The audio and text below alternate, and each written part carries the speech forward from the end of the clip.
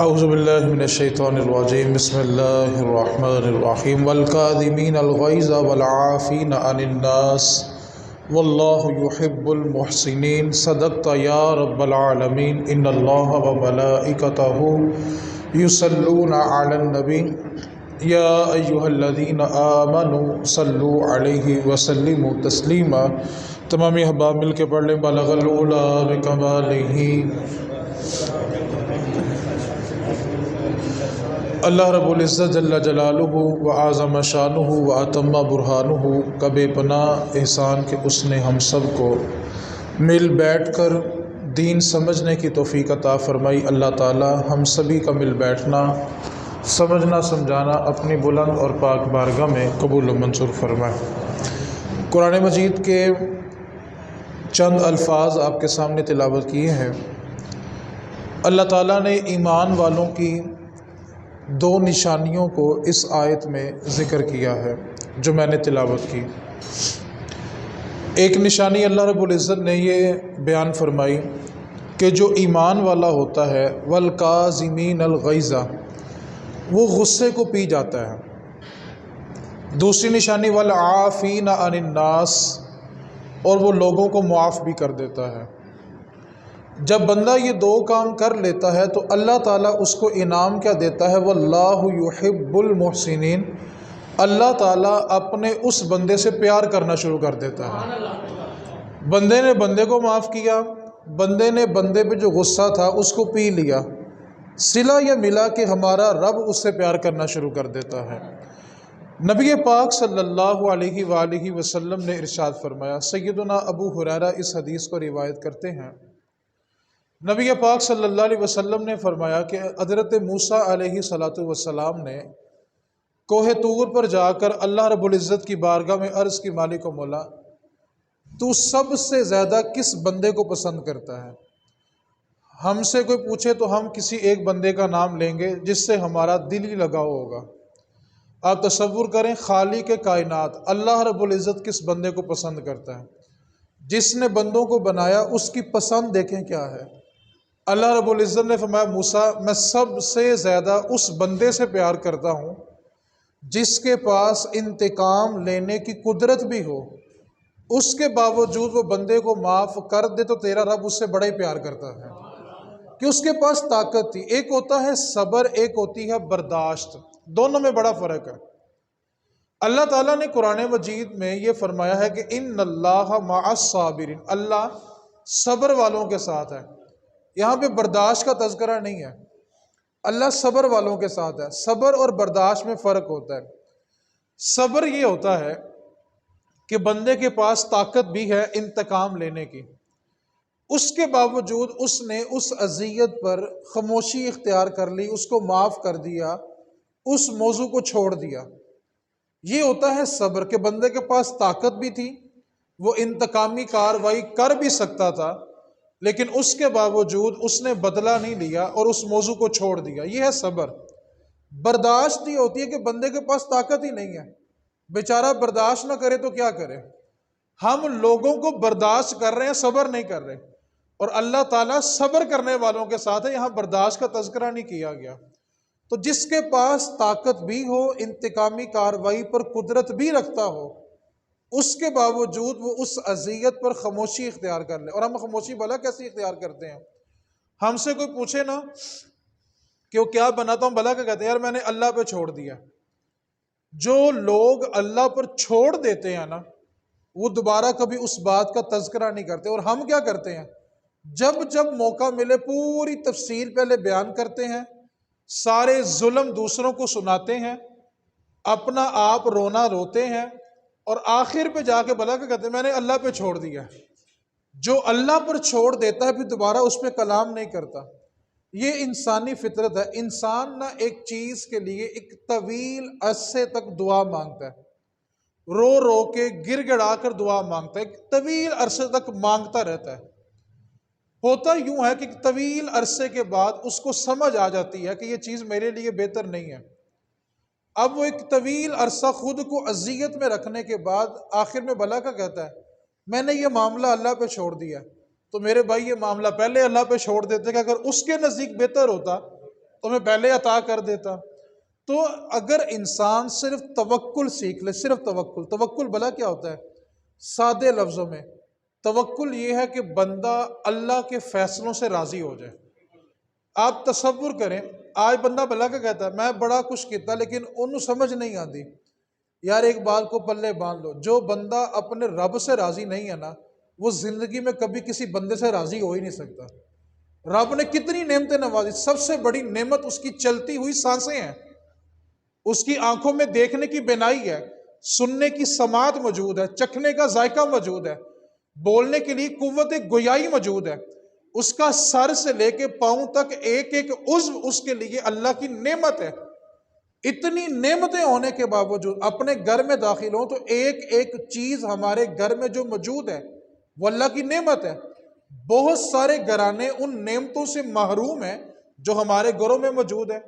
اتنا سب کچھ ملنے کے باوجود اگر ایک دعا قبول نہ ہو تو بندہ اگر شکوہ کر لے تو مطلب یہ ہوا کہ وہ اپنے رب کے فیصلوں سے راضی نہیں ہے۔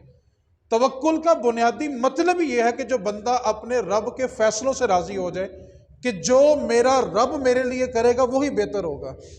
تو فرمایا کہ کامیاب ترین انسان وہ ہوتا ہے جو انتقام کی قدرت بھی رکھے، طاقت بھی ہو، اس کے باوجود معاف کر دے، تو رب تعالیٰ ایسے بندے سے بڑا ہی پیار کرتا ہے۔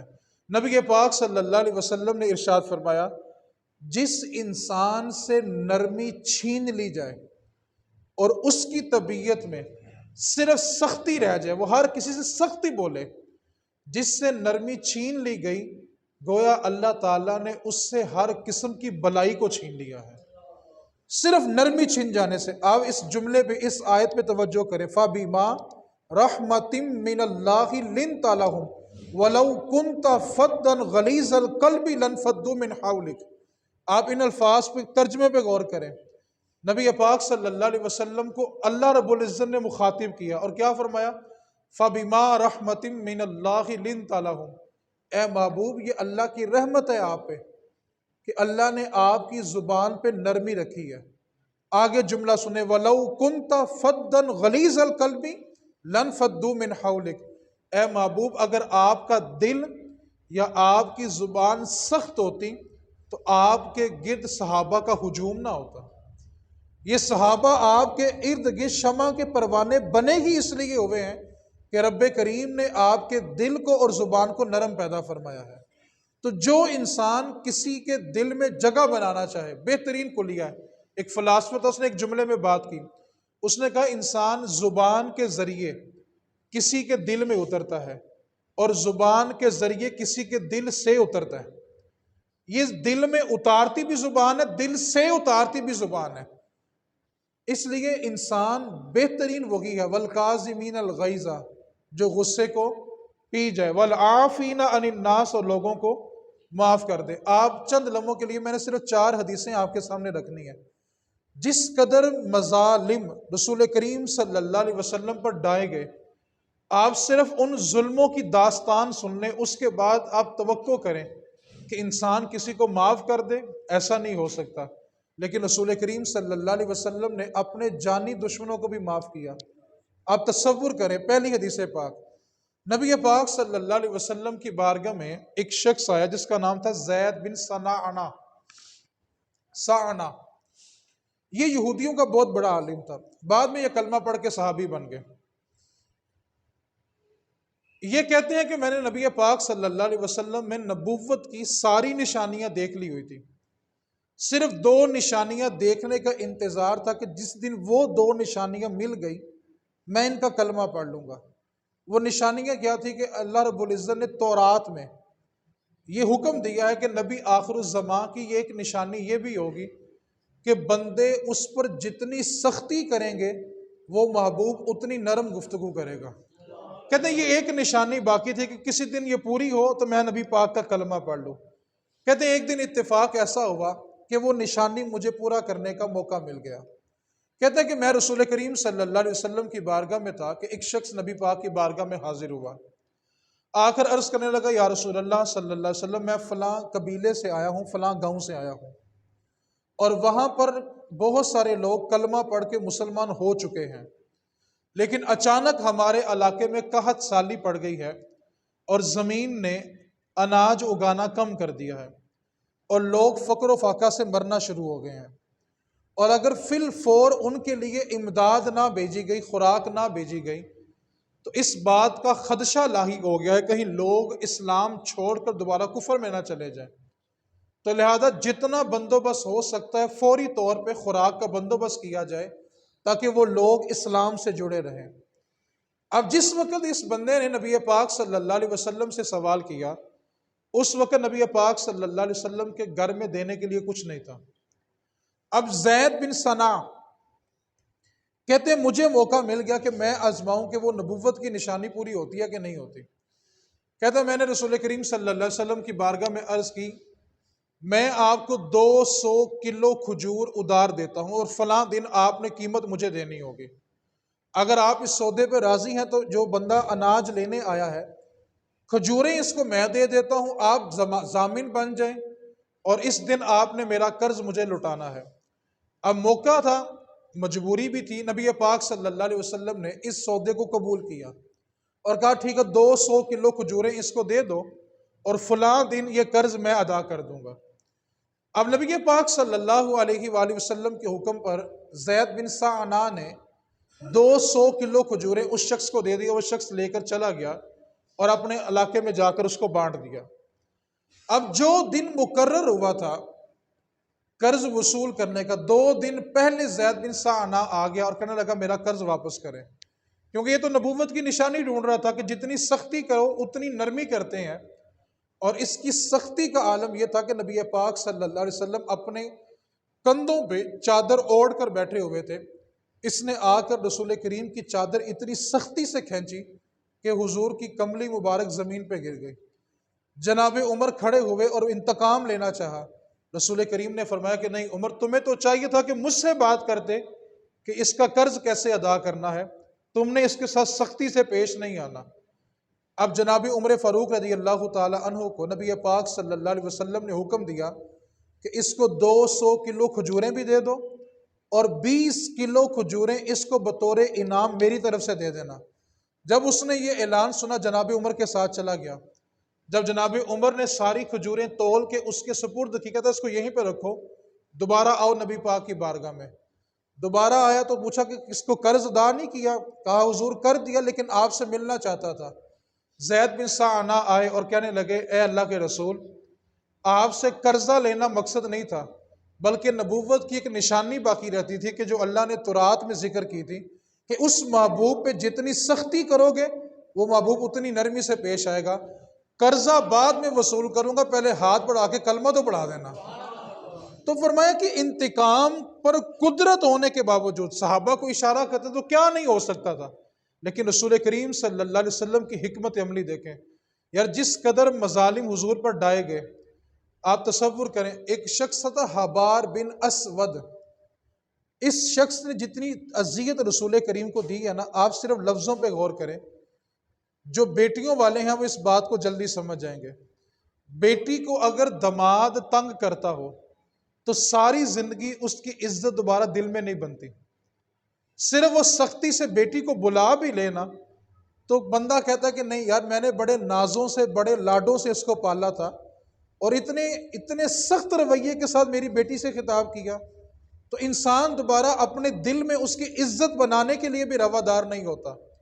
اب توجہ سے اس حدیث پاک کو سنیں، حبار بن اسود یہ وہ ظالم شخص تھا، نبی پاک صلی اللہ علیہ وسلم کی صاحبزادی حضرت سیدہ زینب رضی اللہ تعالی عنہا، آپ مکہ سے ہجرت کر کے مدینہ المنورہ جا رہی تھی، اس وقت آپ کے شکم اطہر کے اندر بچہ بھی تھا۔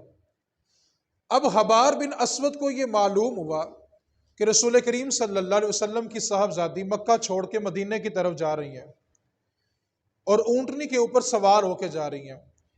یہ حبار بن اسود نے گھوڑا لیا اور بڑی تیزی کے ساتھ بھاگا اور جا کر آپ کی اونٹنی کو اس نے نیزہ مارا، اور نیزہ اتنا سخت لگا کہ اونٹنی تڑپ تڑپ کے زمین پہ گری اور مر گئی۔ اور جب اونٹنی گری تو سیدہ زینب رضی اللہ تعالی عنہ جب زمین پر تشریف لائی تو آپ کے شکم میں جو بچہ تھا اس کا انتقال ہو گیا۔ آپ ظلم کی انتہا سنیں، اس بچے کا وصال ہوا اور اس کے دکھ میں، اس کی اذیت میں چند دن کے بعد سیدہ زینب کا بھی وصال ہو گیا۔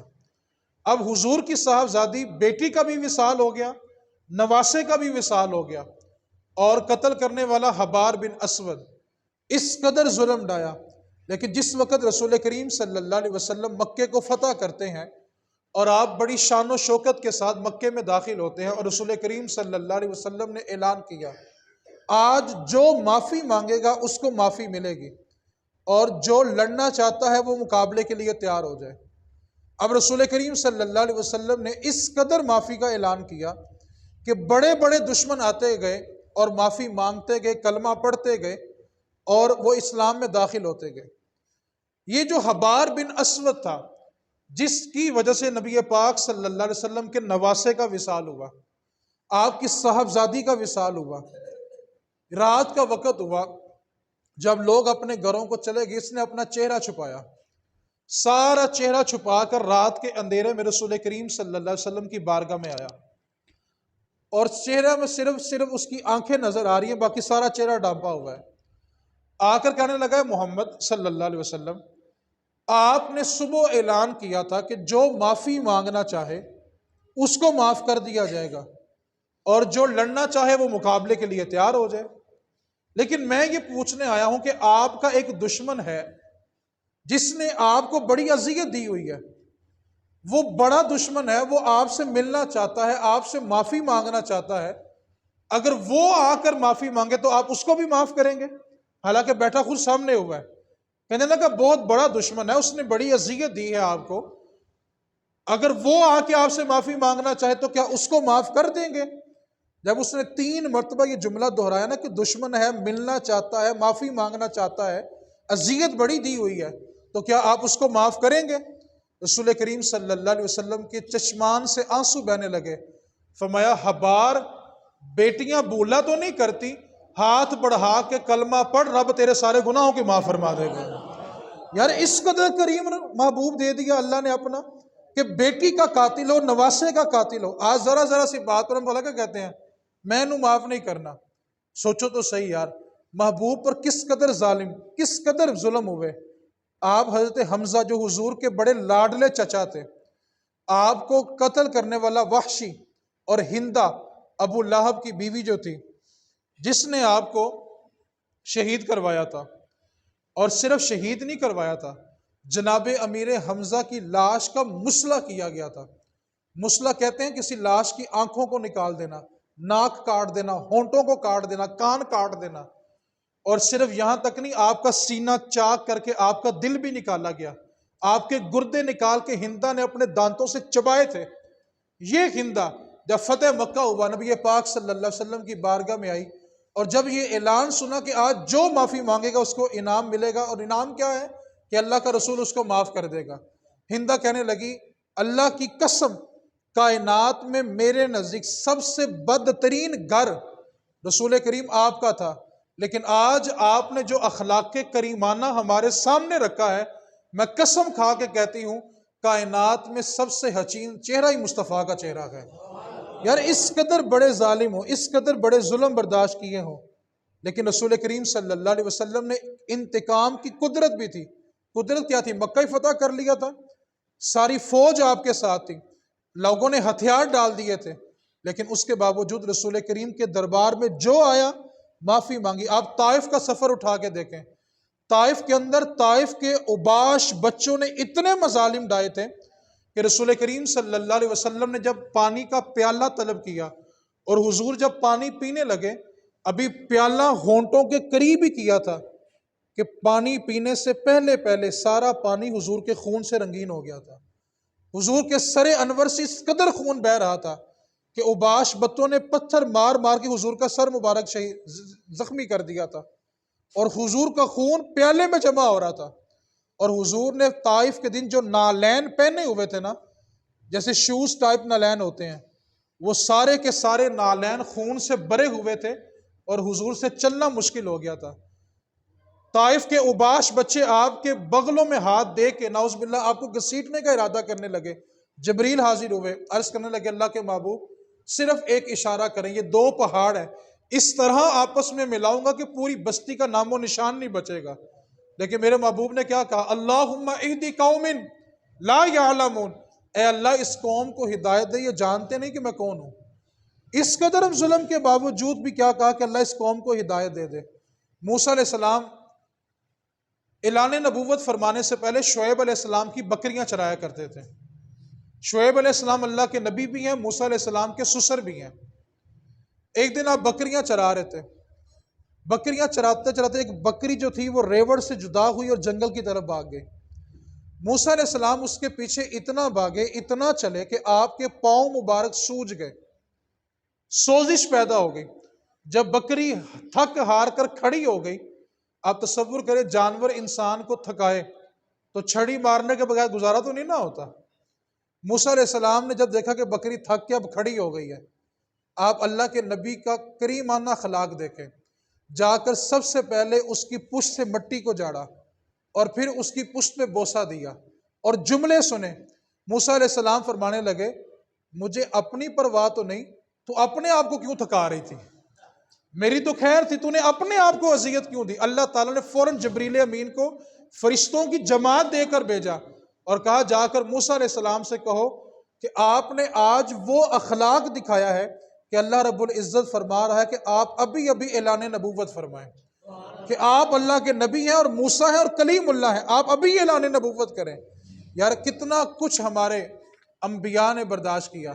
آخری حدیث پاک بڑی توجہ طلب ہے۔ نبی پاک صلی اللہ علیہ وسلم کے زمانہ مبارک میں حجر اسود کو لگانے پر مسئلہ پیش آ گیا۔ جب خانہ کعبہ دوبارہ تعمیر کیا گیا حضور کے زمانے میں، یہ جو خانہ کعبہ آج ہم دیکھتے ہیں نا، یہ 10ویں بار تعمیر ہوا ہے۔ سب سے پہلے آدم علیہ السلام نے کعبۃ اللہ تعمیر کیا تھا، یہ 10ویں بار کا نقشہ ہمارے پاس ہے، لیکن آج وہی بنیادیں ہیں جو رسول کریم نے اپنے ہاتھوں سے لگائی ہوئی ہیں۔ آج بیت اللہ انہی بنیادوں پہ ابراہیم اور اسماعیل علیہ السلام کی بنیادیں اور اس پہ جو رسول کریم نے بنیادیں رکھی تھی، آج وہی ہمارے سامنے ہے۔ حجر اسود کو لگانے کا مسئلہ پیش آ گیا۔ اب عرب کے قبائل تعصب میں اس قدر ڈوبے ہوئے تھے کہ ذرا ذرا سی بات پر جنگ چھڑتی تھی اور نسل در نسل جنگ چڑھتی تھی۔ لیکن میں قربان جاؤں حضور کی حکمت عملی پہ۔ اب جھگڑا اس بات پر ہوا کہ ایک قبیلہ دعوے دار تھا کہ ہم زیادہ فضیلت والے ہیں، لہٰذا حجر اسود کو کعبے میں نصب ہم کریں گے۔ دوسرے قبیلے نے کہا کہ نہیں، ہم فضیلت میں زیادہ ہیں، لہذا حجر اسود کو نصب ہم کریں گے۔ اب جب تنازع اتنا بڑا کہ بات خون ریزی تک چلی گئی اور قبیلے آمنے سامنے ہو گئے، ہتھیار نکل آئے، رسول کریم صلی اللہ علیہ وسلم کی حکمت عملی دیکھیں۔ آپ نے فرمایا کہ ایسا کرو، اس مسئلے کا حل یہ ہے کہ کل صبح سورج نکلتے وقت جو سب سے پہلے حرم مکہ میں داخل ہو جائے گا وہ شخص حجر اسود کو نصب کر لے۔ اب سارے قبیلوں نے اس بات پر اتفاق کر لیا کہ صبح سویرے جو سب سے پہلے مکے میں داخل ہوگا حجر اسود وہی قبیلہ لگائے گا۔ اب جب کل کا سورج نکلنے کے قریب تھا تو سب سے پہلے مکے میں داخل ہونے والی ہستی مدینے والے خود رسول تھے۔ اب حضور سب سے پہلے خود ہی آ گئے۔ اب فیصلہ تو ہو چکا تھا کہ جو سب سے پہلے آئے گا حجر اسود وہی لگائے گا۔ اب جب بڑے بڑے قبیلوں کے سردار آئے، انہوں نے دیکھا یہ تو خود آ گئے ہیں، اور کل وہ اس بات پر معاہدہ کر کے گئے تھے کہ جو سب سے پہلے آئے گا حجر اسود وہی نصب کرے گا۔ اب سارے سردار پیچھے کھڑے ہیں اور کہتے ہیں کہ آپ حجر اسود کو لگا دیں، لیکن قربان جاؤں حضور کی حکمت عملی پہ۔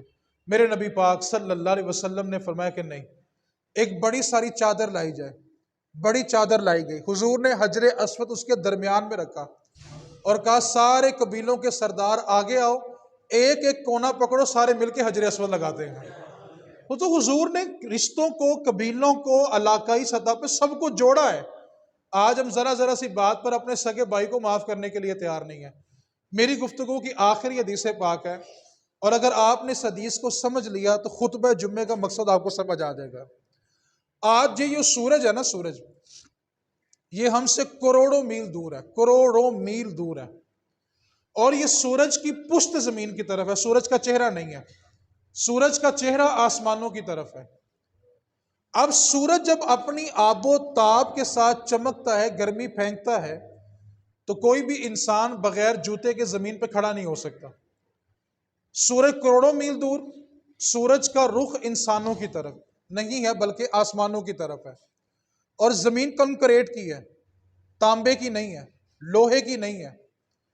لیکن اس کے باوجود جب سورج اپنی گرمی پھینکتا ہے تو انسان بغیر جوتے کے زمین پر کھڑا نہیں ہو سکتا۔ اب آپ نے یہ ساری بات سامنے رکھنی ہے اور حدیث پاک سنیں۔ میرے نبی پاک صلی اللہ علیہ وسلم نے ارشاد فرمایا قیامت والے دن سورج صرف سوا نیزے پہ ہوگا۔ سوا نیزے کا مطلب بھلا کیا ہے؟ نیزے کے بارے میں دو روایتیں، نیزہ 6 فٹ کا ہوتا تھا یا 9 فٹ کا ہوتا تھا۔ صرف اور صرف 10 فٹ اوپر سورج ہوگا، 10 فٹ اوپر، یہ دیوار بھی شاید 12 فٹ کی ہوگی۔ آج وہ کروڑوں میل دور ہے، اس کی گرمی برداشت نہیں ہے۔ بروز محشر 10 فٹ سر کے اوپر سورج ہوگا۔ حدیث کا اگلے الفاظ، سورج کا چہرہ انسانوں کی طرف ہوگا۔ تیسرے الفاظ، زمین اس دن تانبے کی ہوگی۔ چوتھی بات، انسان اپنے ہی پسینے میں ڈوب رہا ہوگا۔ یہ ہولناک منظر میرے نبی پاک نے بیان کیا قیامت کے دن کا، اور میرے نبی پاک نے قیامت والے دن جو پل صراط جہنم کے اوپر رکھا جائے گا نا، بال سے زیادہ باریک ہے، بال سے زیادہ باریک، تلوار سے زیادہ تیز ہے۔ جہنمی کٹ کٹ کے جہنم میں گرتے ہوں گے، اور میرے نبی پاک نے فرمایا جہاں پل صراط ختم ہوگا نا، بالکل سامنے جنت کا دروازہ ہوگا، اور جو لوگ پل صراط پار کر لیں گے، پل صراط سے اترنے کے بعد ان کی پیاس کی شدت کا عالم یہ ہوگا، اگر 7 سمندر بھی اس کو پلا دیے جائیں اس کی پیاس ختم نہیں ہوگی۔ اس قدر پیاس کا عالم ہوگا۔ سورج سوا نیزے پہ، سورج کا رخ انسانوں کی طرف، زمین تانبے کی، پیاس کی شدت کا عالم یہ ہے کہ 7 سمندر بھی اس کی پیاس کو بجھا نہیں سکتے۔ جب سارا منظر بیان کر دیا تو میرے نبی پاک نے آخر میں تسلی بیان کی، اور میں جب پیاس کی شدت کا عالم یہ ہو کہ 7 سمندر بھی اس کی پیاس کو نہیں ختم کر سکتے، وہ میرے حوض کوثر پہ آئے، ایک پیالہ پانی پیے گا دوبارہ کبھی پیاس ہی نہیں لگے گی۔ اتنی تسلی دی۔ لیکن اب اس حدیث کے بعد جو حدیث میں نے آپ کو سنانی تھی، سورج کتنے نیزے پہ ہوگا جی؟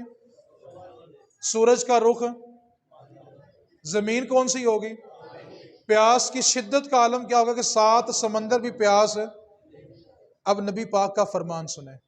میرے نبی پاک صلی اللہ علیہ وسلم نے فرمایا جس کے دروازے پہ اس کا بھائی آیا صلح کرنے کے لیے، اور سامنے والے نے بغیر کسی عذر کے صلح نہ کی، کوئی عذر نہیں تھا، بغیر عذر کے صلح نہیں کی، تو صلح نہ کرنے والا قیامت والے دن میرے حوض کوثر پہ پانی پینے نہ آئے۔ سوچو جس کو حضور ٹھکرا دیں، کس کے پاس جائیں گے قیامت والے دن؟ پیاس کا عالم کیا کہ 7 سمندر بھی اس کی پیاس بجھا نہیں سکتے۔ رسول کریم کے ہاتھوں کا دیا ہوا ایک پیالہ دوبارہ پیاس نہیں لگنے دے گا، اور جس کو حضور نے انکار کر دیا، کس کے پاس جاؤ گے؟ اللہ کی بارگاہ میں۔ نبی پاک صلی اللہ علیہ وسلم کا فرمان سنیں۔ نبی پاک صلی اللہ علیہ وسلم نے قیامت والے دن اللہ کی ذات کا جلال اس قدر عروج پر ہوگا، اللہ کا کوئی نبی بھی اللہ کی بارگاہ میں کلام نہیں کرے گا۔ سب سے پہلے اللہ کی بارگاہ میں کلام کرنے والے مدینے والے رسول ہوں گے، اور حضور نے اگر ٹھکرا دیا کہ جاؤ میرے پاس نہ ہو، کس کے پاس جاؤ گے یار؟ ذرا سی بات پر رشتوں کو ٹھکرا دیا۔ ہم کہتے کیا اس نے ایسا کیا تھا، اس نے ایسا کیا تھا۔ آپ حدیث پاک سنیں، سودا منظور ہو تو نبی پاک سے سودا کر لیں۔ میں آپ سے وعدہ کروں تو شاید مکرنے کے چانس آپ کو ہوں، آپ مجھ سے کریں تو مجھے بھی خدشہ ہو، لیکن اگر گارنٹی مدینے والے رسول دے دیں تو پھر کوئی شک رہتا ہے؟ اب میرے نبی پاک کا فرمان سنیں۔ میرے نبی پاک صلی اللہ علیہ وسلم نے فرمایا جس نے صلح کرنے میں پہل کی، اللہ تعالیٰ اس کو جنت میں پہلے بھیج دے گا۔ مطلب کیا ہوا؟ صلح کرنے والا جنتی ہو گیا، جنتی ہے تو پہلے جنت میں جائے گا نا، اور یہ گارنٹی خود رسول کریم نے دی ہے۔ ہم بلا کے کہتے ہیں اس نے یہ کیا اس لیے میں ایسا کرتا ہوں، جتنا کہ وہ ملتا اتنا کہ میں ملتا ہوں۔ نبی پاک کی بارگاہ میں حضرت ابو احفص آئے، کہنے لگے میرا چچا کا بیٹا ہے، جتنا بلا کرتا ہوں اتنی اذیت دیتا ہے، اب میں نے قسم کھا لی ہے جیسا وہ کرے گا ویسے ہی میں کروں گا۔ جیسے ہم سب نے قسم کھائی ہوئی ہے نا، ویسے ہی انہوں نے بھی کھا لی تھی کہ جنہ کہ وہ ملے گا انہاں کے۔ نبی پاک مسکرا پڑے، فرمایا ایسا کر جا کے قسم کا کفارہ دے، جا کے صلح کر لے۔ قسم کا کفارہ دے، جا کے صلح بھی کر لے۔ تو جتنا ہم کہتے ہیں نا کہ جتنا وہ ملتا اتنا میں ملوں گا، جتنا وہ کرتا اتنا میں کروں گا۔ آپ میری طرف دیکھیں، دھاگا دیکھا آپ نے؟ سوتر دیکھا کہ نہیں؟ وہ سفید رنگ کا سوتر ہوتا ہے، ایک بندہ ادھر کھینچے ایک ادھر کھینچے، کھینچنے سے کیا ہوگا؟ اچھا اگر سوتر کو بچانا ہو تو کیا کریں گے؟ جب دوسرا کھینچ رہا ہے تو دوسرا بندہ کیا کرے؟ اس کو ڈھیلا چھوڑے۔ کوئی کہے میں برابر کا کھینچوں گا تو کیا ہوگا؟ سوتر ہے ٹوٹ جائے گا، کوئی شک تو نہیں ہے۔ درویش نے کہا تھا انگ یاری دا پالن اوکھا، رشتہ داری نبھانی بڑی اوکھی ہے۔ انگ یاری دا پالن اوکھا جیویں تند سوتر دی کچی، انگ یاری دا پالن اوکھا جیویں تند سوتر دی کچی، ایک کھچے تے دوجا چھڑدا جاوے اے تاں رہندی جے پکی۔ دوسرا کہ میں برابر کی کھینچوں گا تو کیا ہوگا؟ ٹوٹ جائے گی۔ اس لیے رشتہ داری برابری کی بنیاد پر نہیں ہوتے۔ رشتہ داری والکاظمین الغیظ والعافین عن الناس، غصے کو پی جانے والے اور لوگوں کو معاف کرنے والے اللہ کو بڑے پسند ہیں۔ اس لیے برابری کے اوپر آ کے رشتہ داری کبھی نبھائی نہیں جا سکتی۔ ہمارا شکوہ کیا ہے؟ میں انہوں کیا سے انہیں میری گل نہیں مانی۔ آپ مجھے ایک بات تو بتائیں، اگر اس نے بات نہیں مانی تو کون سی قیامت آ گئی ہے یار؟ یعنی مطلب یہ ہم کہنا چاہ رہے ہیں کہ جو میں نے کہا تھا وہی ٹھیک ہے؟ یہ تو تکبر کی علامت ہے، یہ تو تکبر کی انتہا ہے کہ اس نے میری بات نہیں مانی۔ اس واسطے لوگوں کو معاف کرنا سیکھیں۔ رسول کریم سے زیادہ مظالم ہم پہ تو نہیں ڈھائے گئے، لیکن رسول کریم نے کیا فرمایا؟ بیٹیاں بھولی نہیں جاتی۔ آپ ایک جملے پہ توجہ کریں اور ساری گفتگو کا نچوڑ اس میں آ گیا۔ نبی پاک صلی اللہ علیہ وسلم نے فرمایا جتنی مصیبتیں اللہ کے انبیاء پہ نازل ہوتی ہیں نا، کسی پہ نازل نہیں ہوتی۔ یہ جملہ ایک طرف رکھیں، اب دوسرا جملہ سنیں۔ سیدہ زہرا پاک سلام اللہ علیہا آپ فرماتی ہیں رسول کریم کے وصال کے بعد جتنی مصیبتیں مجھ پہ نازل ہوئی ہیں نا، اگر وہ دن پہ نازل ہوتی دن بھی رات ہو جاتا۔ یہ ایک صحابیہ حضور کی اولاد پہ مصیبتیں ہیں، خود رسول کریم پہ کتنے مظالم آئے ہوں گے۔ اس واسطے رشتہ داری میں برابری نہیں چلتی، عفو درگزر سے کام لینا پڑتا ہے۔ اللہ کریم ہم سبھی کو دین سمجھ کر عمل کی توفیق عطا فرمائے۔ وما علینا الا البلاغ المبین۔